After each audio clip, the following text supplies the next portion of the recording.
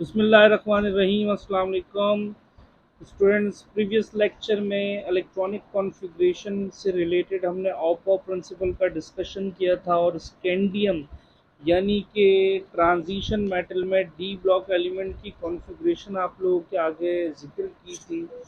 यहीं से हम अपना डिस्कशन आगे प्रोसीड करेंगे। देखें, स्कैंडियम एटॉमिक नंबर 21 था, ये डिस्कशन आप लोगों को हमने बताया।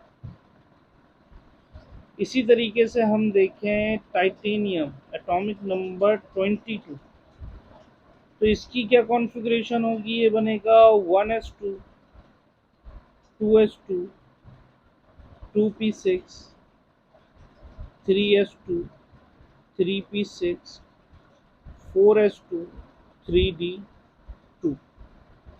यानी कि वी कैन से दैट कि for all outer transition metals यानी कि D block metals, the valence shell configuration, आखिरी शेल की जो कॉन्फ़िगरेशन है वो इस तरीके से लिखी जाएगी NS2 N-1 D 1 से लेकर 10 तक। ये जनरल वे है वैलेंस शेल कॉन्फ़िगरेशन को लिखने का। ठीक है जी। अब आप ऐसे भी कह सकते हैं कि भाई फॉर एग्जाम्पल टाइटेनियम के बाद आता है वेनेडियम जिसका एटॉमिक नंबर है 23। तो यार ये 2 तो हम लोग लिख देंगे 4s में और ये 3 लिख देंगे 3d में। तो इसकी वैलेंस शेल कॉन्फ़िगरेशन बनेगी 4s2 3d 3d 3।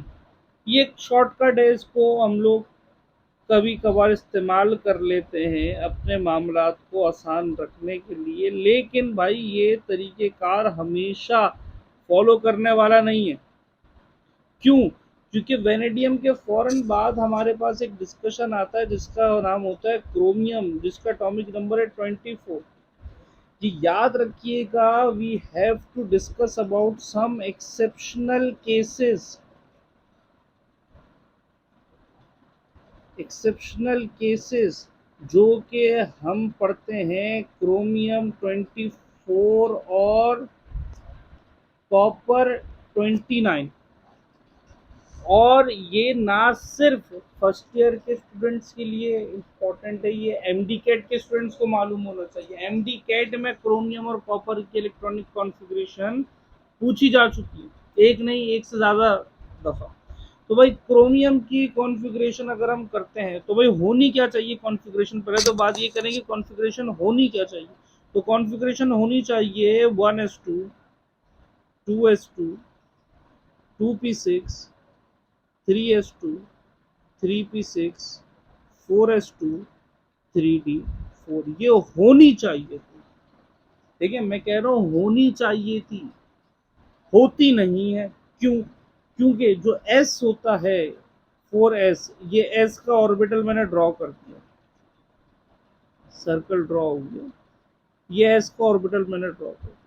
अब 3d जो है 3d के होते हैं टोटल 5 ऑर्बिटल, उन 5 ऑर्बिटल को मैं यहाँ पर ड्रॉ कर दूँ।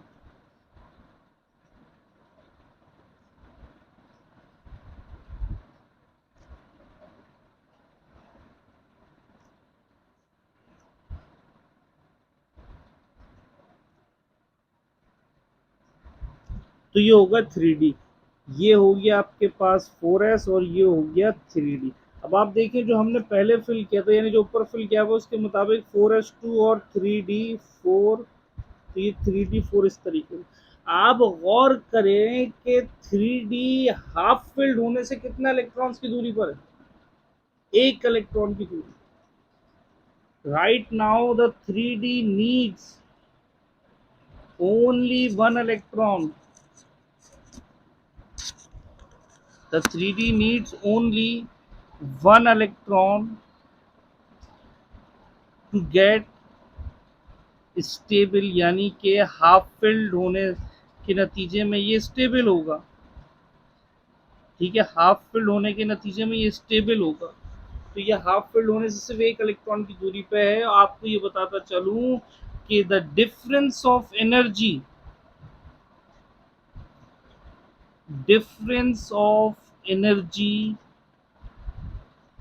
between 4s and 3d is very less. जब डिफरेंस ऑफ एनर्जी एग्जिस्ट करता है ना, तो हर ऑर्बिटल, अभी तो ऑर्बिटल नहीं, अभी तो डिफरेंट सबशेल्स हैं, 4s और 3d, ये दो अलग अलग, ठीक है। 3d में 5 ऑर्बिटल्स हैं, ठीक है। 3d में 5 ऑर्बिटल्स हैं, 1 2 3 4 और 5। तो 4s और 3d में डिफरेंस ऑफ एनर्जी कम है, यानी कि इनके इलेक्ट्रॉन्स इजीली एक दूसरे में मूव कर सकते हैं। अब वो मूव करने का तरीकेकार क्या होगा, आप देखिए 4s में ये एक ऑर्बिटल है इस वक्त, तो इस ऑर्बिटल में कितने इलेक्ट्रॉन है, 2। और ये आगे चल के, वैसे मैं बताऊंगा आगे, हमारा इलेक्ट्रॉनिक कॉन्फ़िगरेशन का एक रूल भी है इसके रिस्पेक्ट से। वो रूल ये है कि only 2 electrons can be accommodate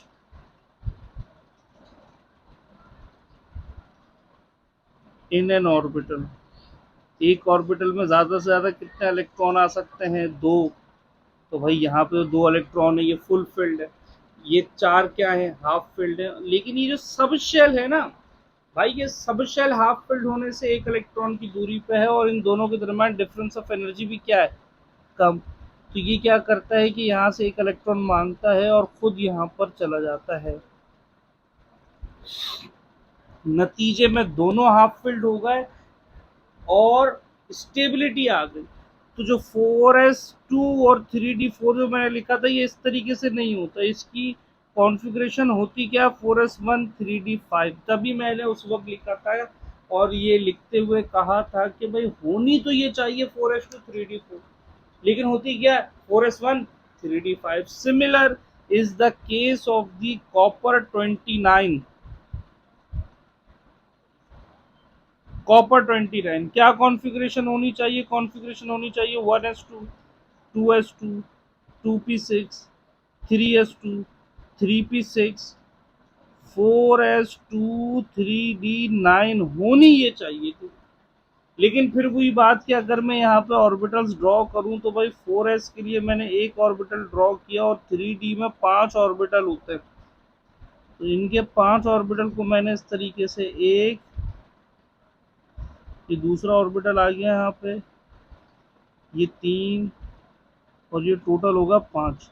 अब इस वक्त जो ऊपर कॉन्फ़िगरेशन लिखी है उसके मुताबिक तो ये 4s2 3d9 ऐसे लिखा जाएगा।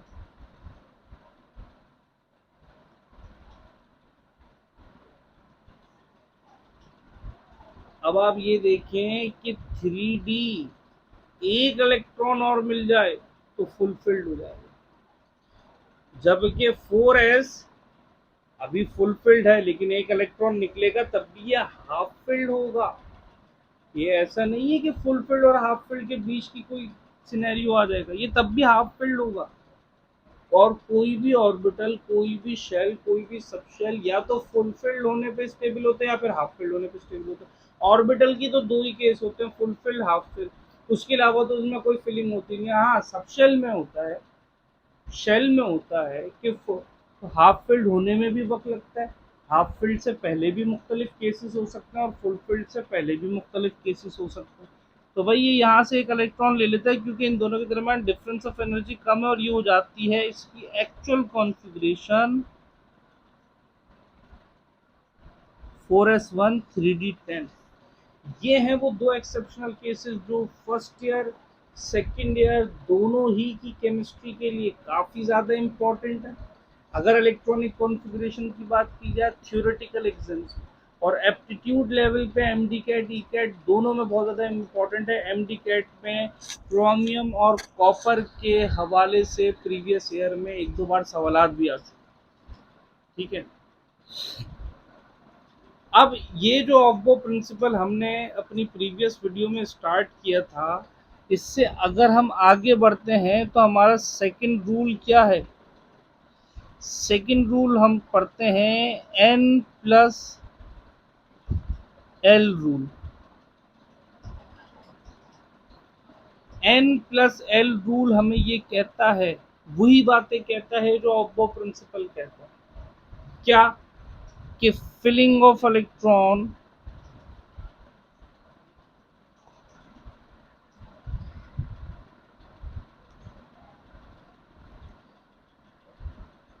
will be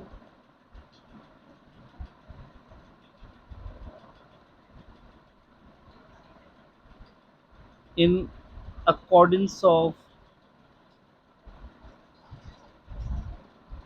energy।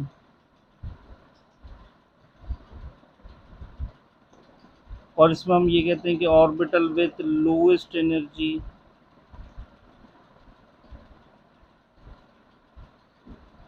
Should be filled first.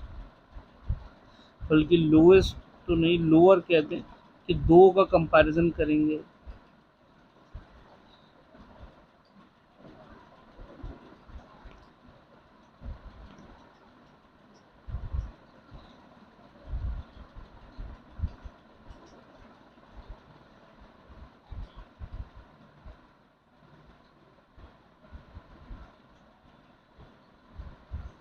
ठीक है।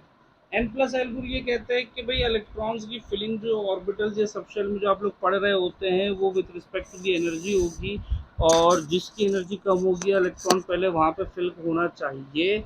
अब बात ये है कि ये एनर्जी का पूरा वही कॉन्सेप्ट है जो अब्बो प्रिंसिपल में सीक्वेंस भी हुई है, बस ये एन प्लस एल रूल उस सीक्वेंस का प्रूफ देता है। जैसे कि ये बोलते हैं कि भाई पहले आएगा 1s, फिर आएगा 2s, फिर आएगा 2p, फिर आएगा 3s, फिर आएगा 3p, फिर आएगा 4s, और सो ऑन। इसने भी वही सीक्वेंस बताई जो ऑब्बो प्रिंसिपल से मिलती है, और इसने भी यही बताया कि भाई 1s की एनर्जी के मुकाबले में 2s की एनर्जी ज़्यादा होगी, 2s की एनर्जी के मुकाबले में 2p की एनर्जी ज़्यादा होगी, 2p के मुकाबले में 3s की एनर्जी ज़्यादा होगी। बस इसने हमें बताया इसको विथ प्रूफ के N plus L rule apply करते जाओ और आपके पास एनर्जी होती जाएगी। एन प्लस एल रूल क्या है? एन प्लस एल रूल में हम लोग क्या बात कहते हैं कि एन प्लस एल रूल के अकॉर्डिंग अगर आप देखें तो N is representing the principal quantum number. यानी कि प्रिंसिपल क्वांटम नंबर से वैसे हमें पता क्या चलता है? प्रिंसिपल क्वांटम नंबर से हमें शेल के बारे में पता चलता है। और L is all about azimuthal quantum number, और एजीम्यूथल क्वांटम नंबर से हमें किसके बारे में पता चलता है? हमें सबशेल के बारे में पता चलता है। सबशेल हमारे पास कौन कौन से होते हैं? एस, पी, डी और एफ। तो एल की वैल्यू अगर 0 है तो एस, 1 पे पी, 2 पे डी और 3 पे एफ। अब फॉर एग्जांपल हम ये लिखते हैं कि भाई 1s, तो 1s में 1 रिप्रेजेंट कर रहा है किससे? n को।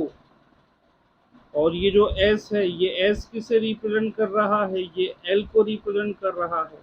तो भाई n प्लस एल अगर आपने पढ़ना है, n plus L value apply करनी है, तो n क्या हो गया? 1 हो गया ना भाई। और l क्या हो गया? जरा देखो s की वैल्यू क्या होती है? 0, तो 1 प्लस 0, इसका आंसर आया 1। इसी तरीके से अगर आप 2s के बारे में पढ़ो तो 2s में n की वैल्यू क्या होगी? n की वैल्यू होगी 2, l की वैल्यू क्या होगी? 0। तो n प्लस एल कितना बना? n प्लस एल बना 2। इट मीन्स कि 1s के मुकाबले में 2s की एनर्जी ज़्यादा है। अब बात होती है 2p की, 2p आता है ना 2s के बाद। तो आप ये देखें n की वैल्यू कितनी हुई? 2, और l की वैल्यू यहाँ पे कितनी हुई? आप देखिए p की वैल्यू क्या होती है? 1। यहाँ पे l हो गया 1। तो n प्लस एल अगर मैं यहाँ पे अप्लाई करूँ तो मेरे पास बनता है 2 प्लस 1 यानी कि 3। 1s 2s 2p, 3s अगर मैं करूं तो ये हो जाता है n की वैल्यू 3 और l की वैल्यू हो गई 0, तो n प्लस l कितना बना 3। अब यहाँ पे एक हो गया कंफ्यूजन, क्यों कि भाई यहाँ पे भी n प्लस एल क्या हो गया 3, यहाँ पे भी 3। अब हम किस से कैसे बताएंगे भाई 2p पहले आना चाहिए या 3s। तो if two orbitals have same n plus l value, then energy of the orbital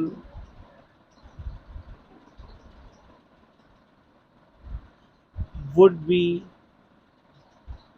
decided by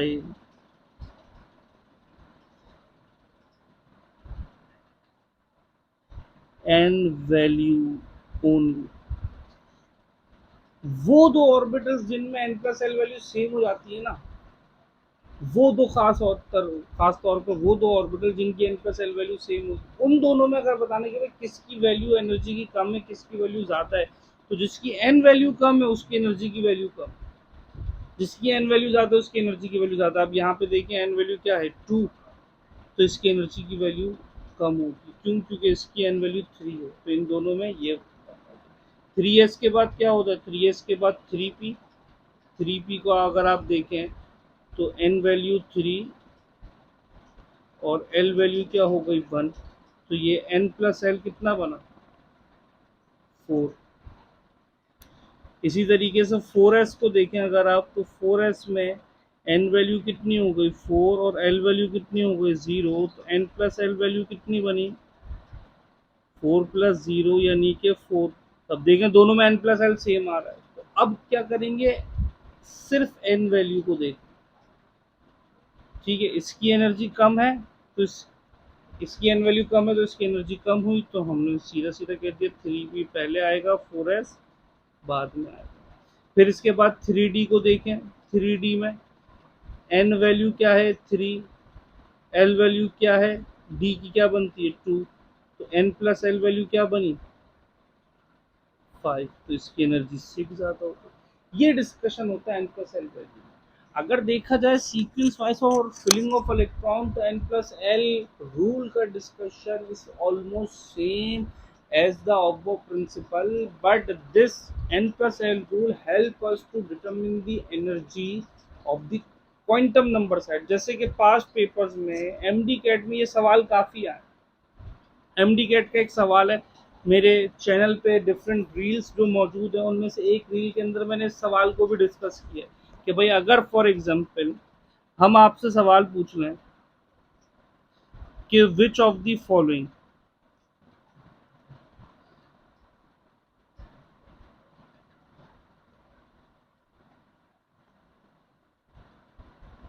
will have the highest energy,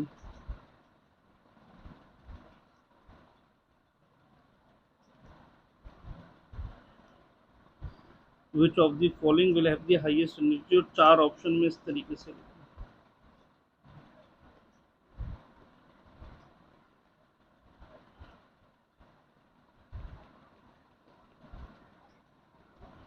MD cat वालों के लिए सवाल बहुत ज़्यादा इंपॉर्टेंट है।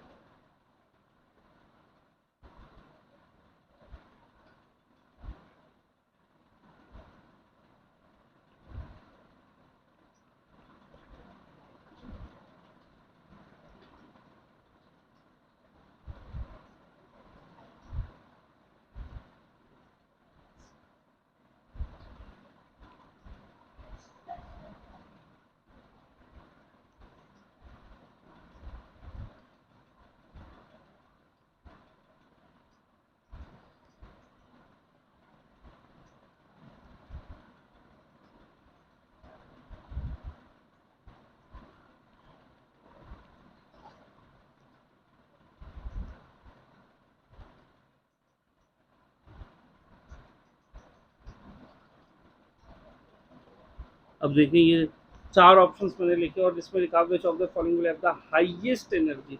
आप सीधा सीधा एक काम करें कि भाई हर ऑप्शन के अंदर ये देख लें कि n प्लस एल वैल्यू का सम क्या बन रहा है। यहाँ पे क्या बन रहा है 1, इस ऑप्शन में क्या बन रहा है 5, इस ऑप्शन में क्या बन रहा है 4 और इस ऑप्शन में क्या बन रहा है 2। तो भाई सीधी सी बात है ना, जहाँ पे n plus L value is directly proportional to the energy, तो option B is the correct answer. इस तरीके के बेशुमार आप लोग को एमडी कैट में क्वेश्चन मिलेंगे। ये तो पास्ट पेपर से मेरे ख्याल से टच करता है, एग्जैक्टली वो नहीं है, लेकिन इस टाइप के सवाल एमडी कैट और ई कैट के स्टूडेंट्स के लिए बहुत ज़्यादा इंपॉर्टेंट है। उनको ऐसे सवालों की तैयारी लाजमी होनी चाहिए। ठीक है भाई, तो होपफुली आप लोगों को इस लेक्चर में जो ऑब्बो प्रिंसिपल का डिस्कशन था उसकी एंडिंग का अच्छा आइडिया हुआ हो और n प्लस एल रूल का अच्छे तरीके से आइडिया हो। इंशाल्लाह नेक्स्ट क्लास में हम remaining rules for the electronic configuration को डिस्कस करेंगे। अल्लाह हाफिज़।